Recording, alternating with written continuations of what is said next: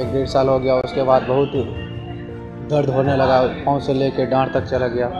उसके बाद उनको चलने फिरने में भी बहुत परेशानी कठिनाई हो रहा था। उनको ज़िंदगी लौटा के ट्रैक पर दे दिए। हम लोग रो रहे थे माता के लिए। हम बहुत खुश हो गए। हॉस्पिटल से हम लोग जा रहे हैं घर। तकलीफ था, रीढ़ का हड्डी पूरी तरह आगे की ओर घसक गया था और 2 हफ्ते के बाद मरीज को चलना फिरना बैसाखी के द्वारा और पैर में जितनी भी समस्याएं थी वो पूरी तरह लगभग जा चुकी हैं। थोड़ा खुशी से ही पता चलता है कि हमारा ऑपरेशन कामयाब रहा।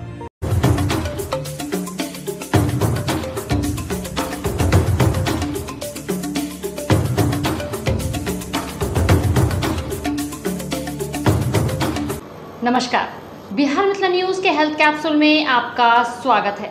मैं हूं तलत परवीन। हमारा कार्यक्रम कई मरीजों के आशा का किरण है, जिसमें कई मरीजों से सलाह लेकर स्वस्थ होते हैं। आज हम आपको एक पीड़ित महिला के बयान सुनाते हैं जो दर्द भरी है। सुशीला देवी नामक एक महिला जो कि मधुबनी की रहने वाली थी, उसके पैर में 2 वर्षों से दर्द था। यह दर्द धीरे धीरे कमर तक पहुंच गया। मरीज 2 साल से काफ़ी परेशान थी। चलना फिरना, उठना बैठना, सोना सभी कुछ मुश्किल हो गया था। इसी बीच में 10 दिन पहले मरीज के दर्द से छटपटाहट बढ़ गई थी। तब किसी ने दोनार के डॉक्टर अमित कुमार से संपर्क करने की सलाह दी।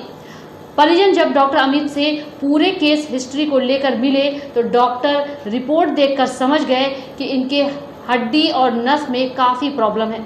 इसके बाद उन्होंने ऑपरेशन की सलाह दी। ऑपरेशन के मात्र 2 सप्ताह के बाद ही मरीज चलने फिरने लगी और 15 दिन के बाद उसकी 70% से अधिक समस्या का समाधान हो गया और 15 दिन के इलाज के बाद मरीज स्वस्थ होकर खुशी खुशी अपने घर वापस लौटी। साथ में डॉक्टर को धन्यवाद भी दिया। पैर में दर्द करते थे, वह दर्द से डांड में आ गया तो डांड से बहुत दिक्कत हो जाती है। उससे बहुत चलने में उठने नहीं देता था। ऑपरेशन हुआ आपको? हाँ। क्या नाम हो गया आपका? सुशीला देवी। घर भवानीपुर, जिला मधुबनी। कथी जिला कतौरी। कब भर्ती हुए थे? 18 दिन हो गए। 10। मेरा नाम हो गया श्याम सुंदर साहू, पंडौल भवानीपुर, मधुबनी। क्या समस्या हुई आपको? उसको समस्या ये था जो बहुत दिन से नॉर्मल पाँव से लेके दर्द उठना हुआ चालू हुआ। उसके बाद जो 1 डेढ़ साल हो गया। उसके बाद बहुत दर्द होने लगा, पाँव से लेके डांड तक चला गया। उसके बाद उनको चलने फिरने में भी बहुत परेशानी कठिनाई हो रहा था। बायां पाँव में बहुत कठिनाई हुआ। उनके बाद हमने बहुत ही सोच विचार करके अमित सर के पास दरबार, वहाँ पर बहुत अच्छा से हमको ट्रीटमेंट हुआ, उनको ऑपरेशन करवाया। बहुत यहाँ पर कोई दिक्कत नहीं, बहुत अच्छा से हम लोग खुशी होकर घर जा रहे हैं। मेरा पेशेंट है Shri Dhruv medico John hospital, bank of Baroda के सामने, VIP road, Allalpatti, Donar road, Darbhanga. Doctor Amit Kumar के पास एडमिट है। तो हुआ मतलब 10 तारीख को एडमिट हुए, 11-12 तारीख को उनको सर्जरी हुआ।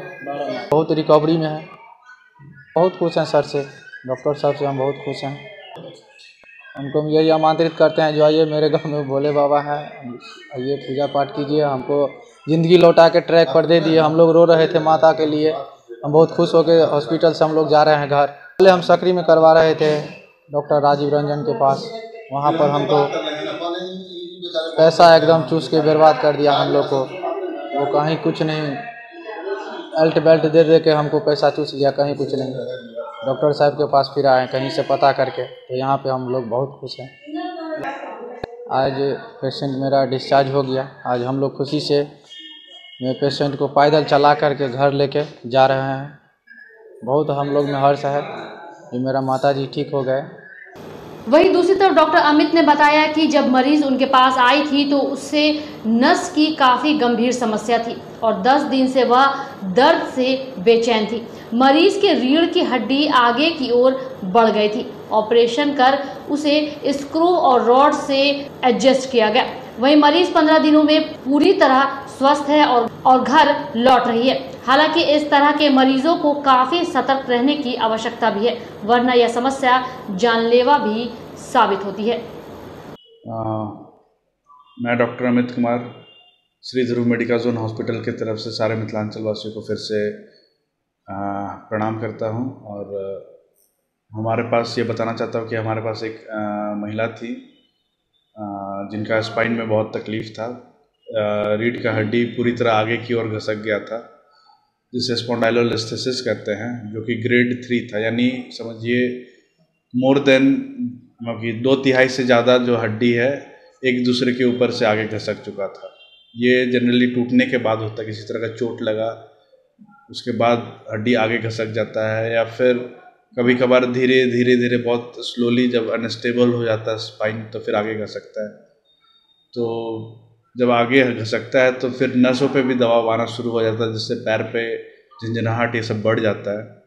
तो माता जी का जो हमारे पास आई थी वो ये समस्या लेके आई हुई थी कि वो पूरी तरह ना बैठ पाती हैं ना सो पाती हैं, हमेशा पैर में झंझनाहट ये सब रहता है, छटपटाते रहती हैं। 5-10 दिन से नींद नहीं आया था, बहुत मुश्किल था। तो पहले मैंने उनको दवाई दे के थोड़ा सा कोशिश किया कि दवाई दूं और ठीक हो जाए, लेकिन उन पे नहीं हुआ। तो मैंने साफ साफ कह दिया कि बिना ऑपरेशन का ये ठीक नहीं हो सकता है। फिर चूँकि थोड़ा सा गरीब ये थे तो उन्होंने ऑपरेशन का थोड़ा सा, स्पाइन का ऑपरेशन थोड़ा महंगा होता है, तो उन्होंने बोला कि देखते हैं सर 1 महीना और दवाई लेके देखते हैं, अगर ठीक हो गया तो ठीक, नहीं तो फिर हम ऑपरेशन करवाएंगे। तो लेकिन 5-10 दिन के बाद फिर वो लौट के आ गए कि बोले कि नहीं, आप दर्द बर्दाश्त के ऊपर जा रहा है सर, आप ऑपरेशन कर दीजिए। तो ऑपरेशन में हमने टीलीफ करके एक ऑपरेशन होता है, थोरैकोलम्बर इंटरबॉडी फ्यूज़न। तो इसमें हम लोगों ने जो हड्डी आगे पीछे घसका हुआ था L5 एंड S1, इसको जगह पे लाया, दोनों हड्डी को फिर एक दूसरे के साथ जोड़ा जो टूटा हुआ हड्डी था, और फिर स्क्रू और रॉड के साथ फिक्स किया गया। तो चूँकि ये रीढ़ का हड्डी का ऑपरेशन है तो बहुत जटिल होता है, इसमें नस के डैमेज होने का या पूरी तरह पैर में लकवा मारने का भी पूरी तरह ये डर रहता है। लेकिन हम लोगों ने अच्छे तरीके से ऑपरेशन को अंजाम दिया और आज 2 हफ्ता हो गया है, और 2 हफ्ते के बाद मरीज को चलना फिरना बैसाखी के द्वारा, और पैर में जितनी भी समस्याएं थी वो पूरी तरह लगभग जा चुकी हैं। थोड़ा बहुत बचा हुआ है, वो भी समय के साथ चला जाएगा। लेकिन माता जी बहुत खुश हैं, और उनकी खुशी से ही पता चलता है कि हमारा ऑपरेशन कामयाब रहा। 15 दिन पहले आए थे, फिर हम लोगों ने ऑपरेशन के हिसाब से जांच वाँच किया और फिर हमने ऑपरेशन किया। इसमें अगर देखिएगा तो यही रीढ़ का हड्डी का बनावट है हमारे पास, और इसे L5 करते हैं और ये S1 करते हैं। तो जो समस्या लेके आए थे इसमें ये रीढ़ का हड्डी पूरी तरह आगे घसक गया था 2/3 के आसपास। तो इस जगह से ये जब टूट जाता है तभी यह पूरा का रीढ़ का हड्डी आगे घसक जाता है। तो ये चीज़ अपने जगह पे था और ऊपर का पूरा रीढ़ का हड्डी आगे आ चुका था।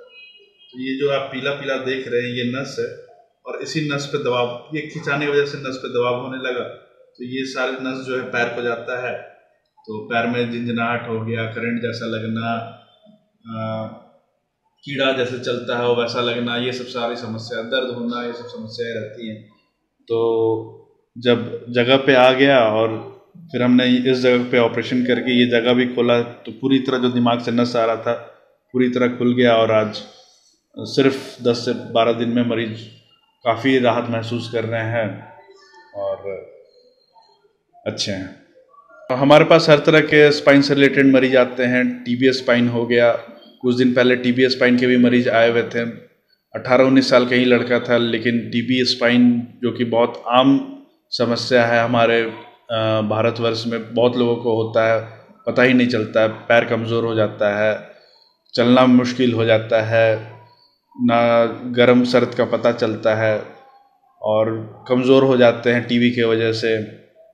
लोगों को ये आम धारणा होता है कि टीबी सिर्फ छाती का होता है, लेकिन ऐसा नहीं है। टीबी सिर्फ छाती का नहीं होता है, टीबी किसी भी अंग में हो सकता है, जिसमें स्पाइन भी एक प्रमुख भाग है जो टीबी जिसको इन्फेक्ट करता है, ख़राब करता है।